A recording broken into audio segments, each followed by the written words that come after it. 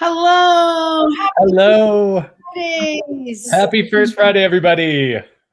All right, this is how many virtual First Fridays have we done, Corey? Is this I think this is 1,000,001 now. hopefully this is the last. Though it's been awesome. We want to welcome everyone to Carbondale First Fridays. Hi, everybody. Yay! I'm Amy Kimberly. I'm Corey Simpson. And Amy, I'm kind of thrilled to be virtually seeing you again because it means I get to see you. So at least we're here. I'm happy about it. Yes, it's true. I mean, boy, the winter is almost over. Today really felt like spring was in the air. So it makes us feel more hopeful. Yeah. It feels like renewal. You know, the plants are starting to come up through the ground. And I know our theme tonight is what? Do you want to tell everybody about it? Sustainability. Yeah, sustainability. Yeah, and you know, March has always traditionally at least, well, the fashion show, the Carbondale Arts fashion show. This would have been the 12th, maybe 13th, because we didn't last year. I think would have been the 12th, and then this would have been the 13th. We're going to miss both those, but we will be back. And the fashion show really features sustainable designs and a lot of sustainable threads within it, literally and figuratively.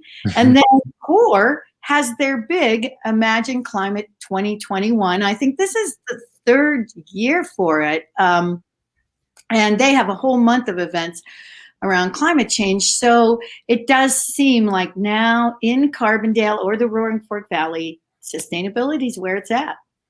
You know, I've always been so impressed by what I see around our valley in terms of sustainability. I know there are straw bale houses in Carbondale, and even when I remodeled my house in Carbondale, we actually pulled a bunch of materials out of another house that was being torn down to repurpose those materials. So there's such an amazing commitment in our community to sustainability. We're really lucky. And with that, I mean, I think let's bring on some of the perpetrators, one might say, in Climate 2021. We have Mac Scott with us, and hey, hi, Matt or Mac. Hey, welcome. Corey and Amy. Nice to see you. Thanks for joining us. Yeah, absolutely. About that great backdrop we got.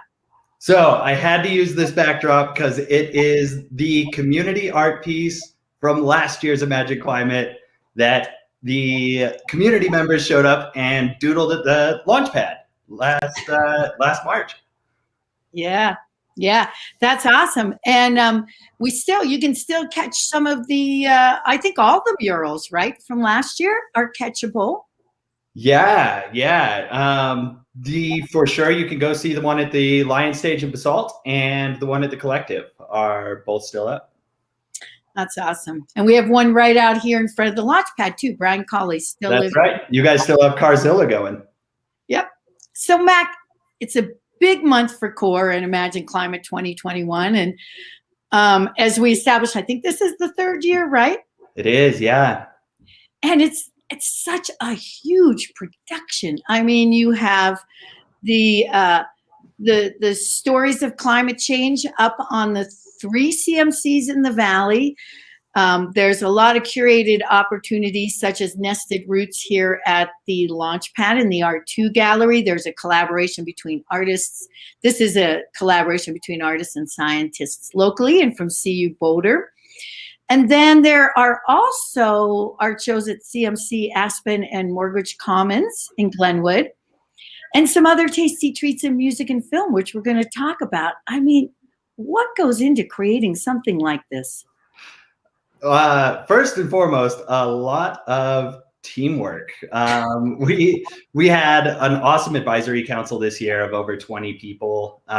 We had about 25 community partners.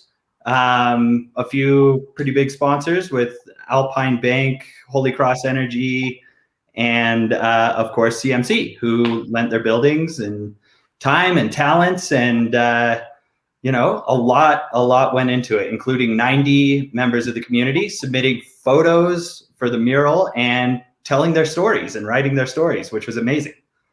That's fabulous. And why go through all this work? Yeah, so we have found that art is an amazing tool for social change. And the way we kind of like to say it is, if you're going to preach beyond the choir, you got to step outside of the church. And so, you know, there's a lot of people that are really active in climate action in this valley, and there are a lot of people that aren't. And we just want to make sure that it's a big tent that everyone can participate. You know, to get to the root of our climate goals, it's going to take the entire community. So we're trying to invite people in that may not hear about climate change otherwise. Really quickly, Mac, can you just, for the people out there that are not familiar with what CORE is, just give us kind of the pith, who and what are you?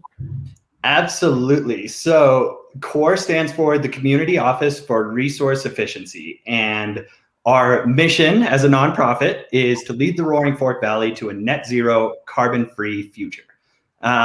So we have support for people's projects. We primarily work with like homes and commercial buildings to make sure they're using as little energy as possible. And our goal is to help people get to net zero. So, you know, we're here to reduce carbon. And we're lucky you're there. Well, one collaboration you have, I think it drops today, right, is a collaboration with Kendall Smith. He's the programming director at COM. And I love him on. Hi, everybody. Honey. It's a curated song list called Songs for Climate Action. Hi, Ryan. Welcome. Hey, guys. Yeah. Hey, everybody. Thanks for joining us, guys. Great to be here. Nice. So, you know, as we look at this curated song list, and I have been listening to it since I got a sneak peek at it last night. I also played a little bit of it on KDNK Express Yourself because it's got some great music. How did you approach this challenge, Kendall? Well, you know, I took a cue from that indie band, the Beatles, and I relied on a little help from my friends. So when Mac approached me for this, I went ahead and turned it back on him and asked him to make a couple of selections, and actually asked Ryan to contribute as well. And we all put a pool of songs together, and I spent some time trying to put them in an order I thought that made sense. And there we have it. So Mac, which songs did you pick? My two were Big Yellow Taxi by his cover of Big Yellow Taxi. It's Keb Mo. And the other one I did was Bad Religion, Kyoto Now. Yeah, that's a great one. Ryan, what about you? Did you add a few songs? Yeah, I threw a couple in there. Some made the cut, some didn't. I had The Moth and the Flame in there, as well as Don't Give Up by a band that no one's ever heard of because it's some friends of mine from 20 years ago. But the whole idea was to encourage the next generation to keep fighting. Yeah, I like that. Well, I love The Moth and the Flame, and I had not really heard about them. So that's the other great thing about this soundtrack. There's a lot to learn on it, a lot of new music. It kind of makes me want to ask, what are the ones that didn't make it on? Well, it's good you asked that, because this month we will open it up and let people kind of contribute and suggest songs that we think should add, and we'll build this playlist through the course of the month and give people shout outs, and maybe we'll give Ryan a second chance. The thing that Kendall learned is that if you ask me to put together a playlist, it'll just all be Pearl Jam. We whittle down from there. So Well, one Pearl Jam made the list yet. Darn. What? Well, you know, when Mac and I first talked about this, we talked about keeping it upbeat and inspiring action, inspiring movement. And there are some songs that are a few beats per minute less than maybe fit, I think, into what we were trying to do. But we'll have plenty of time to pull them in this month. Well, that's what I loved about it, because a lot of these songs are almost happy sounding. Yeah. You're like really hard driving, just really makes you want to get out and do something. So it's great. It was a conscious decision to kind of keep it that way. Were there some dark ones that, you know, dark paths you were tempted to go down?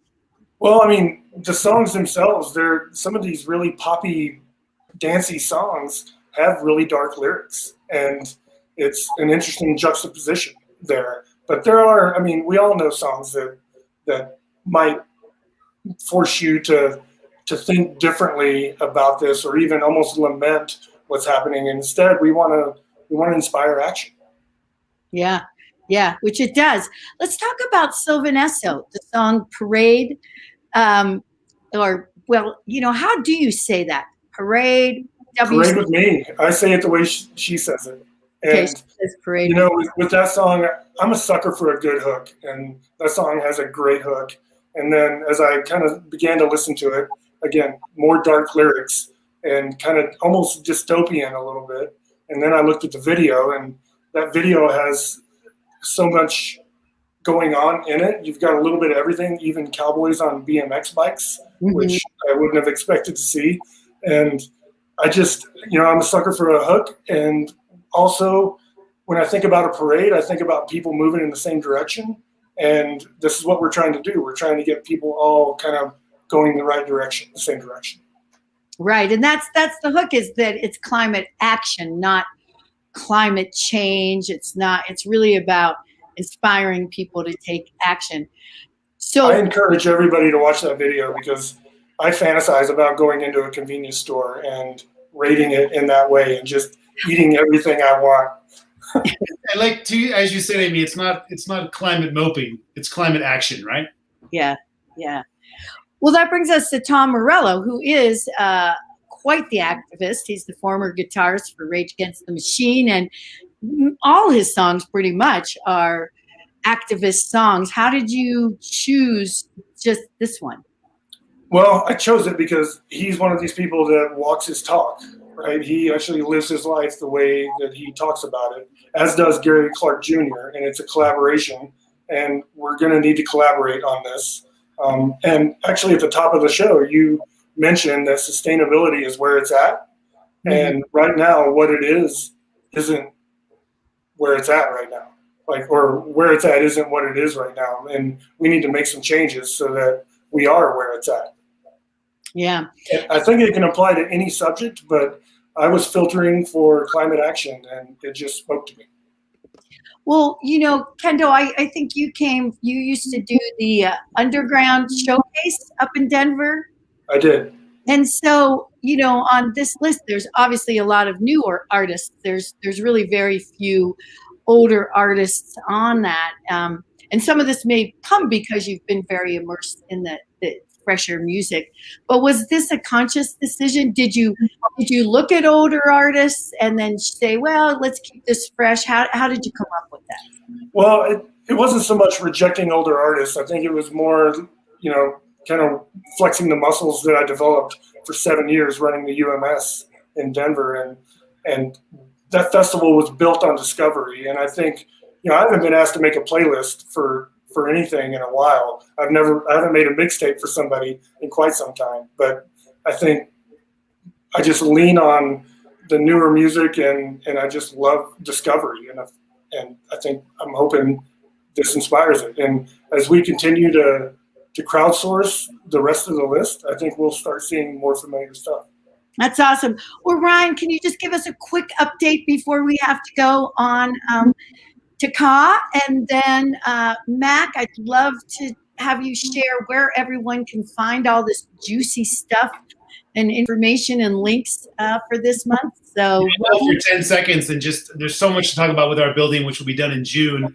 It's going up in Willits. If you're in Willits, drive by and look for the beautiful gold shiny building that is coming out of the ground. One of the most important things we're doing is we have partnered with Core to make sure that our building will be net zero. So it's a solar powered building. There is no gas line coming into the building. So you're going to see arts, culture, and entertainment all powered by the sun. So we're pretty excited about that.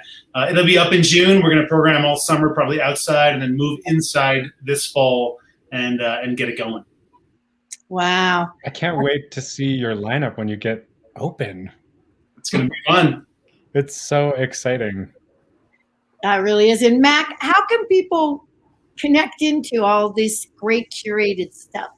Yeah, absolutely. The easiest thing is to just head to aspencourt.org. There's an easy link right over to the whole schedule, the rundown of events. And of course, that music list drops today. You can access it now. And next week, we'll be dropping a movie list and, easy ways to check out both art shows. And so aspencourt.org.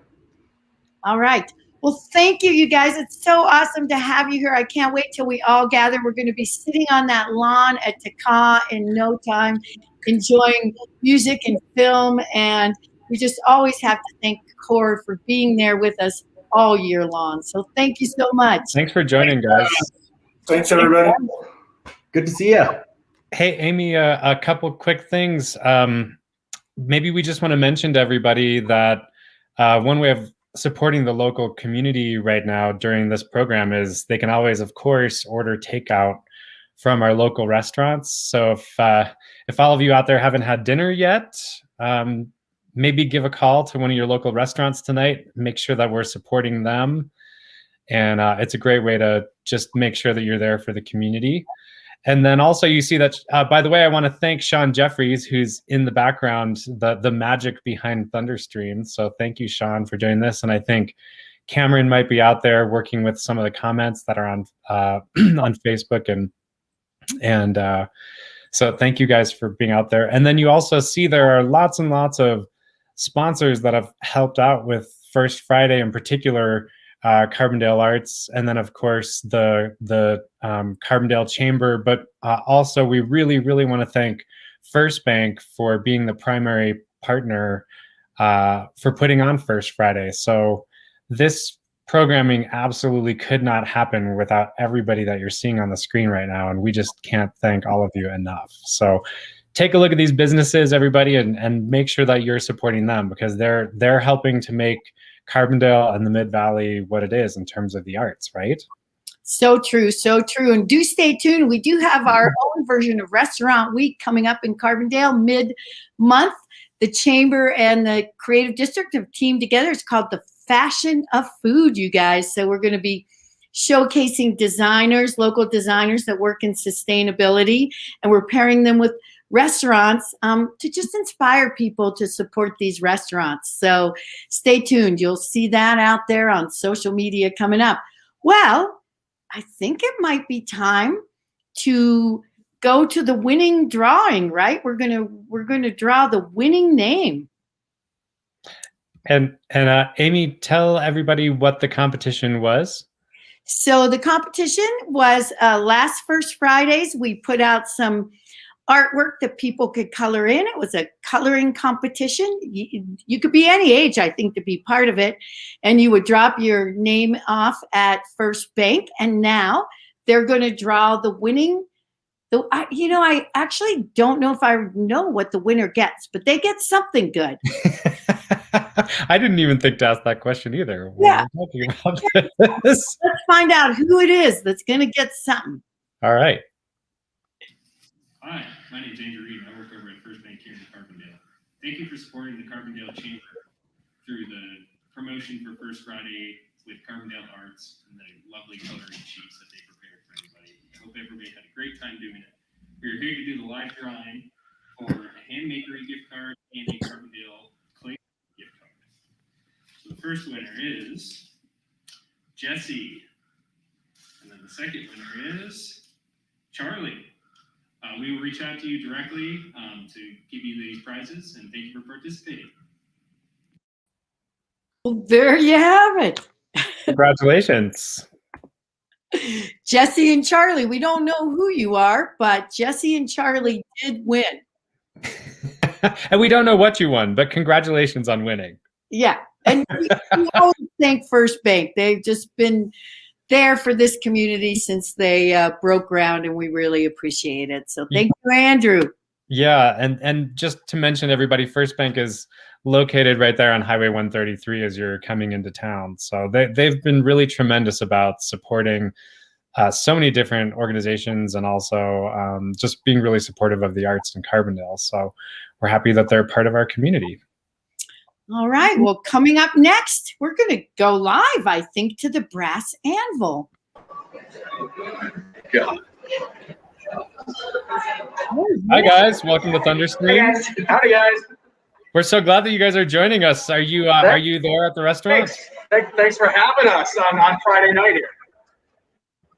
Yeah. We are, yeah. We tried doing this outside on the patio, but the connectivity wasn't that good. So we're inside where it's kind of loud. So Friday night. We can hear you just great. So we're kind of happy that you're able to show the inside of the restaurant. It's a beautiful place. It really is, and it's good to hear voices coming out of a restaurant on a Friday night. It feels very hopeful. You guys also have a beautiful patio. Are there people out on the patio on a night like this? We got 3 or 4 tables out there. Some people are braving the little nippy weather still. I think personally, if I were out tonight, I'd probably be on that patio because it's about the first time in 5 or 6 months that you've been able to do it. So it's jacket or sweater weather, but we got some people out there. You know, since we're still in the midst of COVID, although it's looking really hopeful and people are getting vaccinated, which is exciting. Can you tell us a little bit about what you've done in the restaurant to sort of make sure that it's safe for people, and do you take reservations? And tell us a little bit about what people can expect when they come.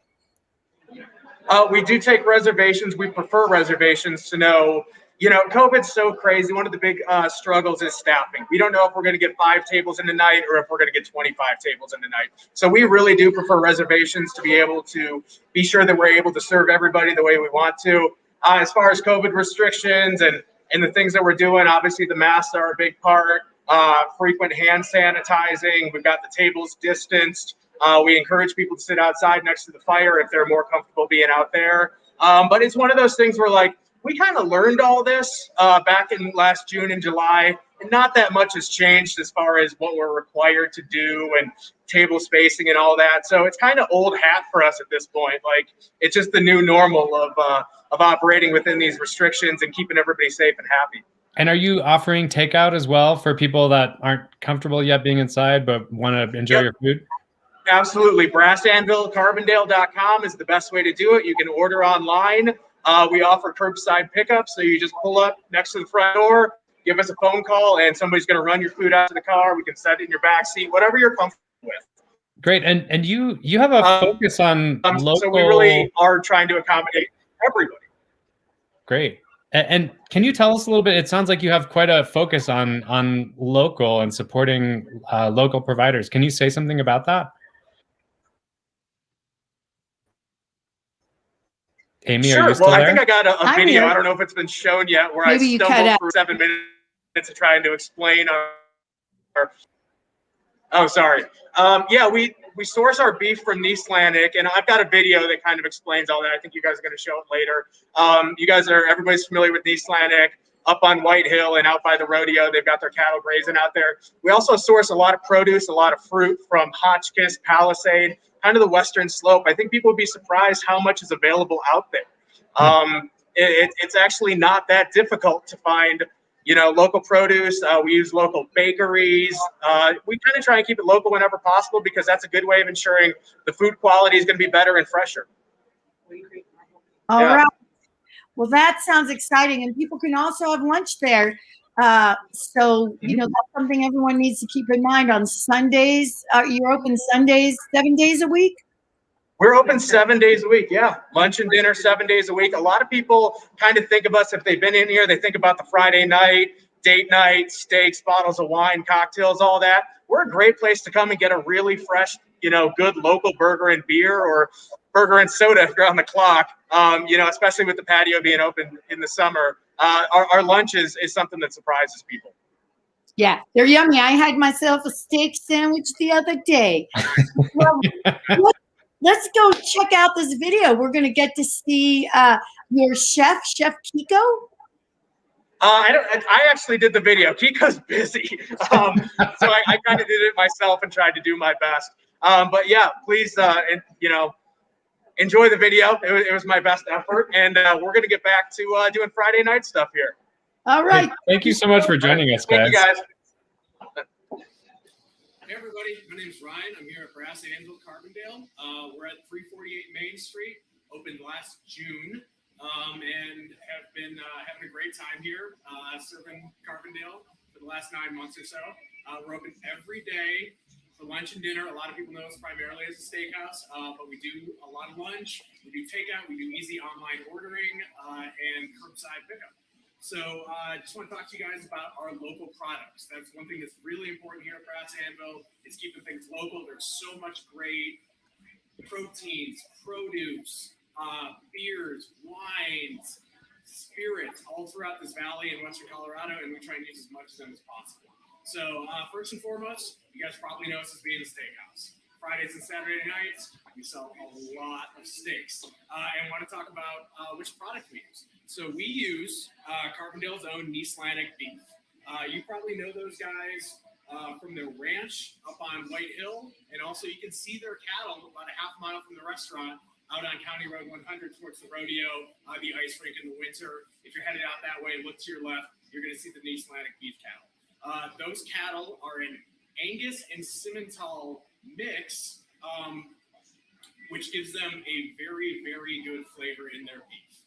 Right now, we'll try and show this off a little bit. I've got our 14-ounce ribeye. A little thing about their steaks is that they are grass-fed. You can see them out in pasture. You can see them up on the crown in the summer. You can see them out on Thompson Creek. They are free range also. So primarily grass-fed, but they're finished on the mash bill from Marble Distillery, which contains grain. Some advantages of grass-fed beef is that it's going to be a little bit more nutritious for you, higher in antioxidants, higher in omega-3s, and it has more flavor. There's less fat content than a grain-fed or corn-fed cow, but you can really taste that flavor. So once we get the beef in, it's pretty simple. All we do to it, add a little bit of extra virgin olive oil, some Celtic sea salt, and then some coarse ground pepper from San Antonio. It's the best pepper product we've had. So just oil, salt, pepper, and then we throw it on the grill. A high heat grill gives a real flavorful char to it and kind of that really good caramelization. So cook it to order. People love it. So that's our very local steak that we use. We also have chicken, pork, seafood. Obviously, that's not quite as local, but our main product here is the steak from Icelandic. People love it. It's very flavorful. Moving on to some other offerings. We've got the Delta Dawn here. This is our signature peach old fashioned. This one uses Elijah Craig's small batch whiskey. It's got a peachy twist to it. If you want to keep it hyper local, we recommend subbing Marble Distillery's Hoover Revenge Backcountry Bourbon. Tastes great in an old fashioned. So you might know an old fashioned is kind of muddled oranges, cherries, a little bit of Ango bitters, and then some simple syrup. We do ours a little bit differently. This is a peach old fashioned. We source our peach preserves. Since last year's peach crop got decimated, we created the cocktail with preserves instead, which kind of does two things. It adds the peach flavor, and it also makes it so that you don't have to put a simple syrup in it. There's enough sweetness, enough sugar in the preserves that they kind of stand on their own. So we've been sourcing those from Colterrace Winery out in Palisade, and also Ela Family Farms out of Hotchkiss. They do a peach preserve that we use in our cocktail. So it's an ounce and a half of bourbon, and then you muddle in some peach preserves, some Big B's cherries. Those guys are out of Hotchkiss also, sorry. And then just a little bit of Ango bitters. Mash it up real good, mix it together, put an ice cube in it. I'm filming this at 10 a.m. on Monday morning, but I'm going to sample the product, and it's delicious. So that peach old fashioned is just one of the cocktails that we have on our menu that we try and utilize local spirits, local fruits, whatever we can get that's going to taste fresh and great in a cocktail.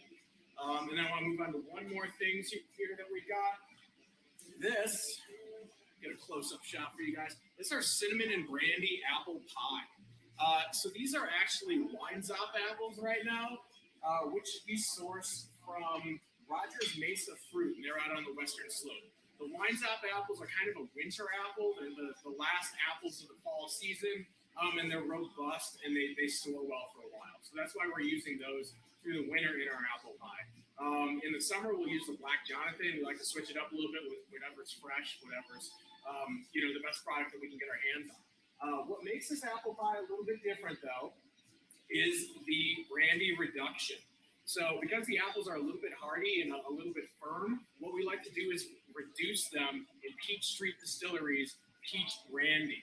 You let that cook for a little while, add in spices, organic cinnamon, nutmeg, allspice, a little bit of butter, a little bit of brown sugar. Reduce that in a pan for a while before putting it into the pie and cooking in the oven. Kind of increases the cook time for the apples, makes them a little bit more tender, and kind of gives it that gooey apple pie texture that everybody loves.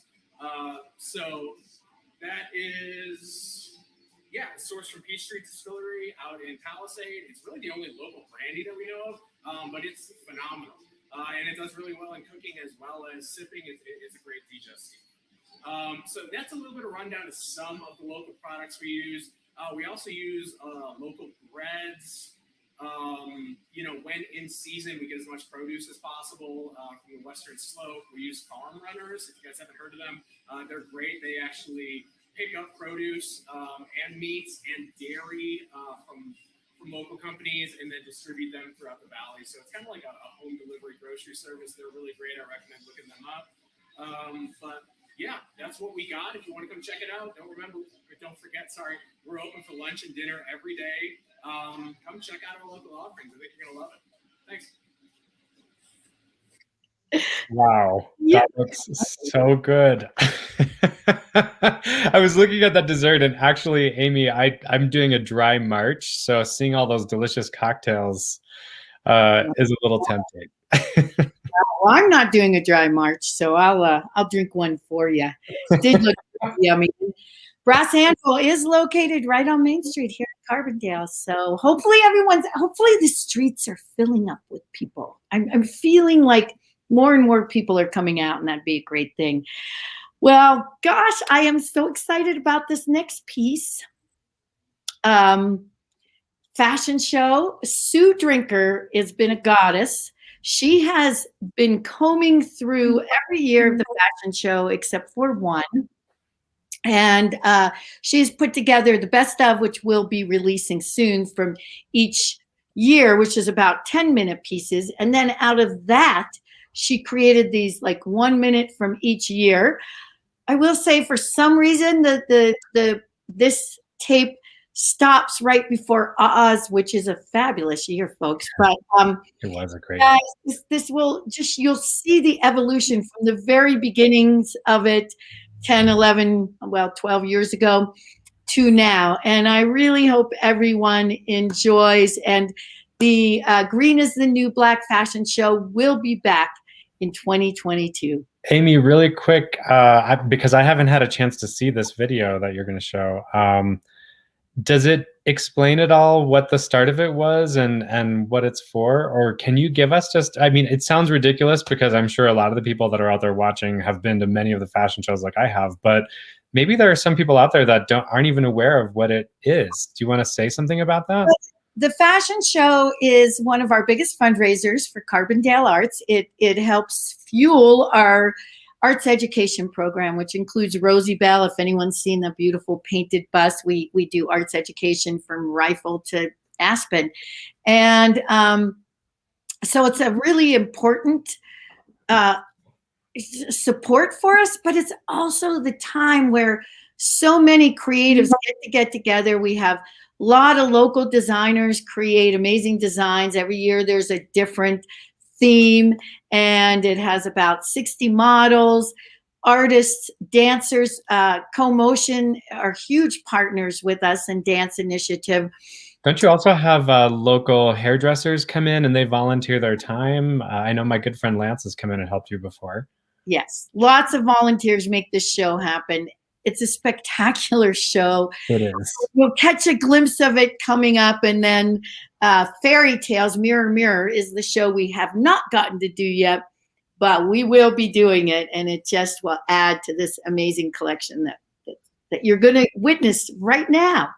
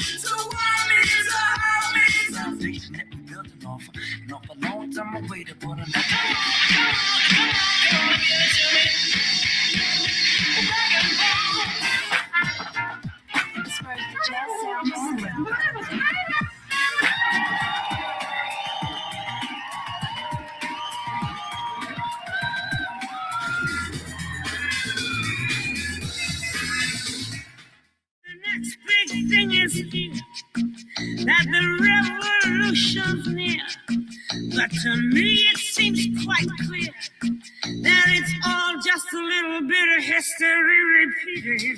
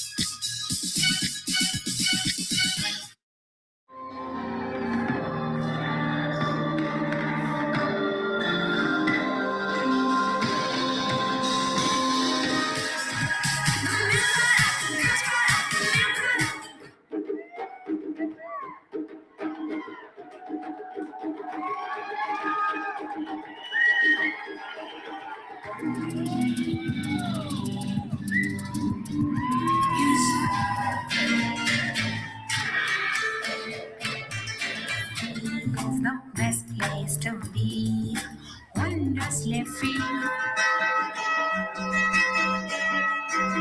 Curious, me, trouble again.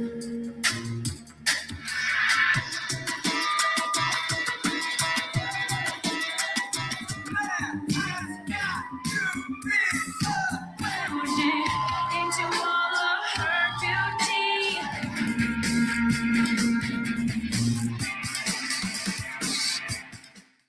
The Jabberwock with eyes of flame.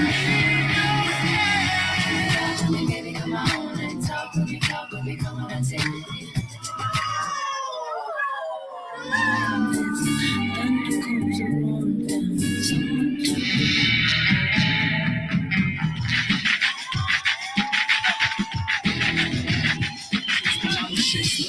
We fly without feathers, without Morello.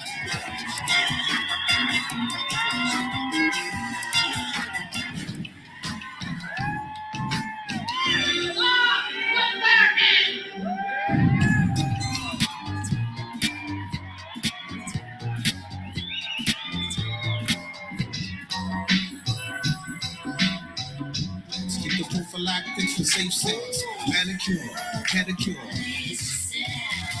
Strip down, release. Nonsense!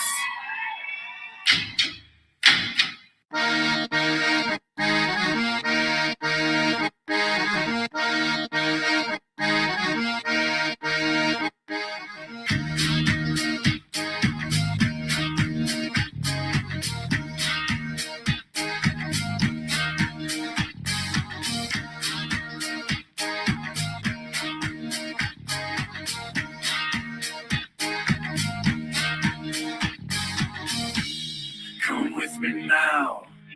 Come with me now. Come with me now. I'm gonna take you down. Come with me now. I'm gonna show you how. Come with me now. I'm gonna take you down. Come with me now. I'm gonna show you how.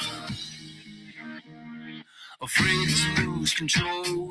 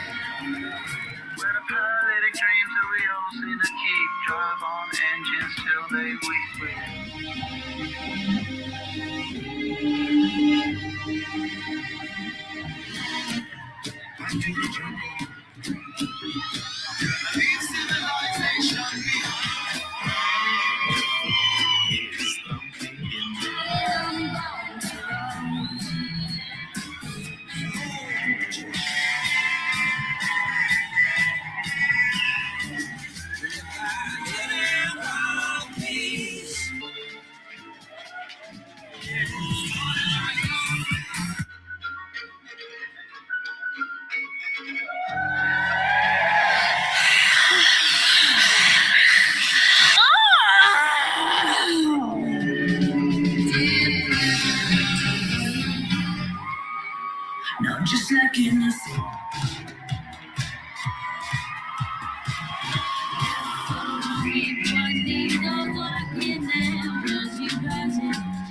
I'm taking chances, but who am I to say? Stay alive. I am fighting to be wild. You do anything for me.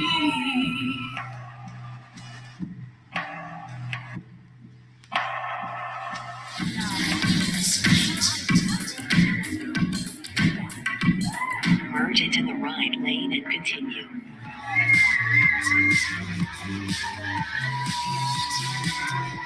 From them, fires will spread.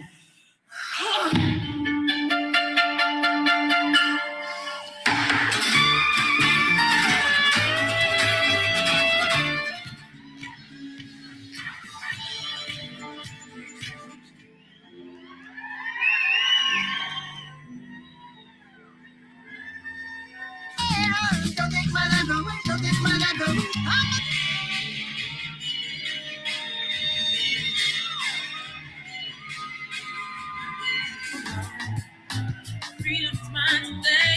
Gotta step out on faith.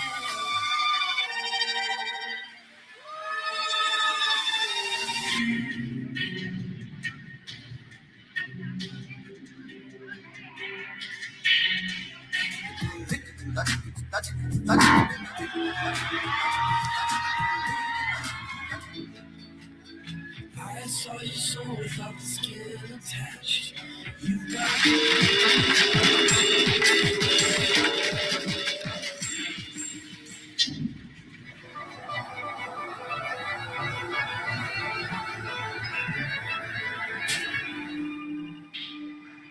marching 10 paces in front of you.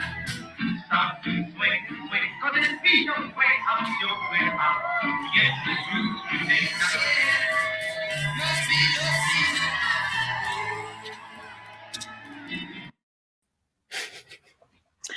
Well, we a little. So amazing. No. Oh, it's so crazy seeing it all over the years, but you can really see how it has advanced. And those were just short little tastes to remind us that it is, Sustainable Fashion Month. It's just incredible. Amy, do you have some way where those of us that weren't able to see all of them can go back and see them, or how? We will. Right now, we're going to release this to all the models that have been in through the years, and then all the people that did not ask for their ticket money back last year and let us keep it, even though we didn't get to see the show. So this is giving a little gift, especially the best ofs. The best ofs are 10-minute slices of each show, and they're really fabulous. And then we'll release them to the public for sure. Yeah, I'd love to be able to watch some of those that I wasn't able to get to. Yeah, well, thank you, Corey. What's happening at TRTC these days? We've had some exciting developments. I mean, we're hopeful, like everybody, about what's coming with these vaccines, and we really, really would love to be able to start getting some people back into the theater again. And so I'm pretty hopeful that maybe this fall, or at least by winter, we might be able to do a hybrid production where maybe we're able to have a small socially distanced audience kind of separated away from the performers, but have some small audiences in there, and then continue offering. We've been doing our productions virtually now for the last year, even our full-scale productions. And so we'll keep offering those as a hybrid for people that don't feel comfortable coming inside and sitting in a space. But I'm really, really like you're really hoping that for future First Fridays, we can actually start being in person again. We definitely are hungry to open up the doors again. So we actually just started rehearsal recently for our next production, which hasn't even been announced publicly yet. So I could do that here. We're doing a one-man show called The Absolute Brightness of Leonard Pelkey. And it is such a beautiful, heart-opening piece. And one of our local actors, Owen O'Farrell, won the Henry Award for Most Outstanding Actor from the Colorado Theater Guild a couple years ago. And so Owen is appearing in it, and he's directed by Sue Lavin, who's just a fabulous local PhD in theater, incredibly bright and brilliant director who's working with Owen right now. And actually, they're doing those rehearsals remotely. So Owen is in one location, and Sue is actually in another location. Wow. Yeah, it's really incredible, and it's been working great. So Sean is busy putting together a beautiful set, and we will pre-record that and then show that virtually. And that's coming up in April. And another thing that we haven't announced publicly yet is we're looking at doing our annual gala in May. So that's coming up. We'll be letting everybody know when that's happening. And I think as per last year when we did our first, what we called Extrava Gala, my hope, if things keep moving forward the way I think they will, is that we'll have some great entertainment on there this year, and just a way for our community to connect again with our actors, because they haven't seen a lot of them on stage in the last year since COVID started. And so it's kind of a fun way to get them involved. I'm also hoping that maybe sometime soon we can have another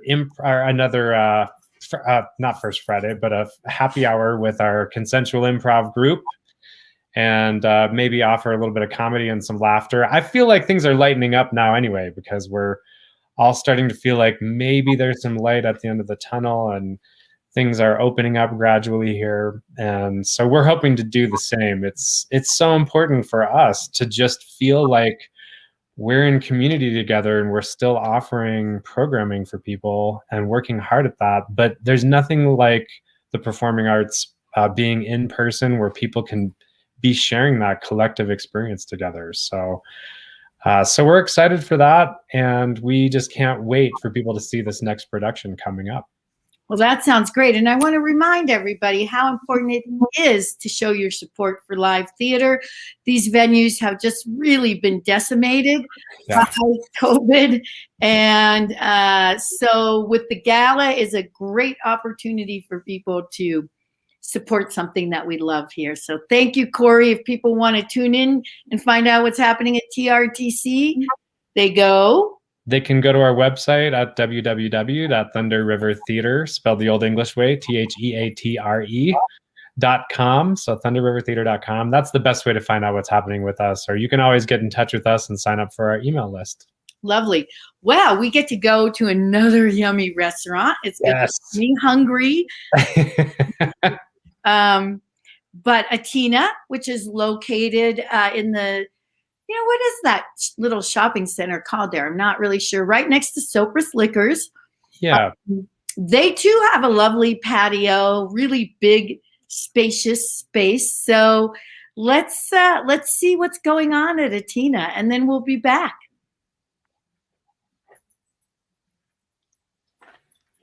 Hey guys, this is Hunter Hale from Atina Bar and Grill in Carbondale. I just want to say a quick thank you to Carbondale Arts for including us in this virtual First Friday. Today I'll be building 2 specials that you all can come and try this weekend at Atina. All right, so let's get right into it. First off, we're going to start with a kawaii little salad. Kawaii means cute in Japanese, which is very on theme because this is a very Asian-inspired salad. So let's get into it. We're going to start with some tuna, avocado, and scallions, all cut into bite-sized pieces. Then we're going to add a little bit of eel sauce. This is a house blend of sugar, mirin, and soy sauce. Then some sriracha just for a little bit of heat. And then finally, we're going to add our togarashi seasoning and white and black sesame seeds. Then we're going to stir it all together.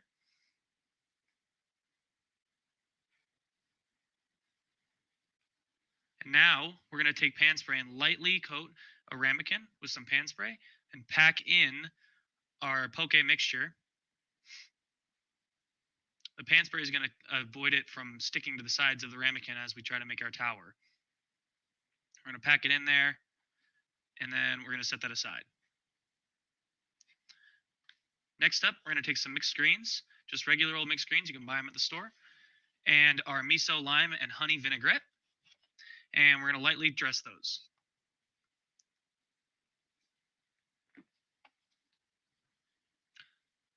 Next up, we're ready to plate. So we're going to take our mixed greens. We're going to set them on one side. And then we're going to take our poke tower, and we're going to wiggle it out of the ramekin, making sure to keep it tight, maybe press it back in just to get that nice tower looking. Awesome. Next up, we're going to take some julienne carrots and cucumbers, toss in that same miso lime vinaigrette because we just love it so much. And then we're going to place it on top of our salad. And to finish this one off, we're going to take some wonton crisps, and we're going to garnish both the salad, and we're going to garnish the poke tower. This is a super simple salad with little ingredients, but that's kind of just the way we like to eat it at Atina. We like to use as little ingredients as possible and make their flavors stand out in a big way. All right, now we're going to move on to our main course, which is going to be our halibut ramen. We're going to get right into it. I'm going to start with one batch of our ramen noodles. We're going to cook these to al dente. Then we're going to move on to our seasoned stock. This is our tanmen broth. It's going to be sweet and slightly salty. We are going to mix this up and incorporate those noodles into the stock and let them start absorbing some of that flavor. Next up, we're going to top our broth with some house-made ryu. This is a chili oil and some sesame oil as well. And then we're going to add some of that same togarashi seasoning from earlier just for a little kick. And now we're going to start adding the toppings. First up, we're going to add one portion of halibut. This is a soy steamed halibut. So as we're pan searing it, we're also using soy sauce to actually season the meat as well as make it more moist and tender. Next up, we're going to add some mushrooms. These are sauteed in that same soy sauce. Our soy sauce is done with a charred scallion. And then we're going to add some regular scallions. Next up comes carrots. We shred these julienne style. They look very pretty. They're heirloom carrots. And then we're going to do some nori, some shredded nori. This is a dried seaweed. And to finish off, some garlic paste on the side, seasoned with some white and black sesame seeds. The final piece of the dish is going to be a Naruto, which is a steamed fish cake. With the inclusion of this final ingredient, I just wanted to take some time and actually talk about it. So Naruto maki is a traditional Japanese topping for ramen, actually brought about to contrast the brown colors of most ramen bowls, since there is a lot of brown going on with the garlic paste and the stock and usually the meats that you're putting in it. It has got a chewy texture and a mild flavor. It is traditional to include, and this is the reason that we do it at Atina. However, other ramen shops have actually moved away from Naruto in recent years. So what did you guys think? Those are the two dishes we'll be running all weekend long. You can catch them on First Friday and then Saturday and Sunday after. I wanted to take a second after building those dishes and kind of talk about Atina and the current state and things for the future. So first off, we have a spring menu coming late March or very early April. This is going to be a return to form for Atina, kind of the things that we've been doing for the last year. And in addition, I want you guys to all keep your eyes peeled out for a standalone ramen concept separate from the traditional Atina food. This will be out of the same building, but it will be mostly ramen and Asian influence. That's mostly my background, so it should be really fun, and I have a lot of passion. I'm excited for you guys to see this project. As the weather warms up, we will be opening our patio back up and be available for seating any night of the week. I also wanted to announce that lunch is also coming back starting next week. So come Tuesday, you guys will be able to come to Atina for lunch. Our hours will be 11:30 to 3, so we can get ready for dinner service. The last thing I wanted to mention that Nick Lenio is going to play tonight at Atina on First Friday at 6:30 p.m. Come check him out. He's great. We've had Nick Lenio a couple times before. Everybody loves him. We love him. We're excited to have him again back tonight. In addition to this, we are going to be pushing for live music to start back up. It won't be every weekend at the beginning, but throughout the summer, we're looking to get it back. I also wanted to mention that some of the pictures in these slideshows are pre-COVID.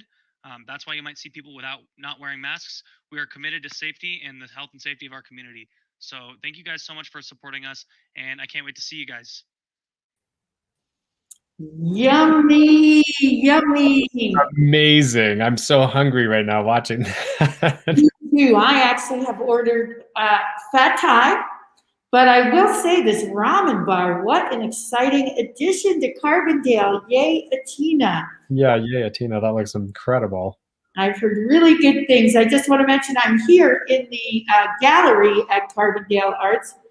I've got this lovely polar bear above me, you guys. He's like amazing, this guy. Check this out. All ceramic. It's part of the Nested Roots show that'll be up here at the R2 Gallery in the Launchpad all month. And there's so many things to learn here. Crazy chin people and music from the salt flats, the sound of the salt flats, and just a beautiful show. So I hope people will come check it out. You can check out more at carbondalearts.com. We have a virtual gallery. So if you don't make it in, you can cruise around the gallery virtually. Really have a lot of people to thank tonight for making this happen. Yeah, maybe Sean, if you can bring up that sheet with the sponsors again. So again, First Friday really helps to make this entire thing happen by being such an incredible partner with Carbondale Creative District and Carbondale Arts. And then you see all these other people that are up here who've really helped make these virtual First Fridays and the First Fridays in person happen. So thank you to all of them. Thank you, Corey. Thank you, and Sean, for all the hard work making this happen.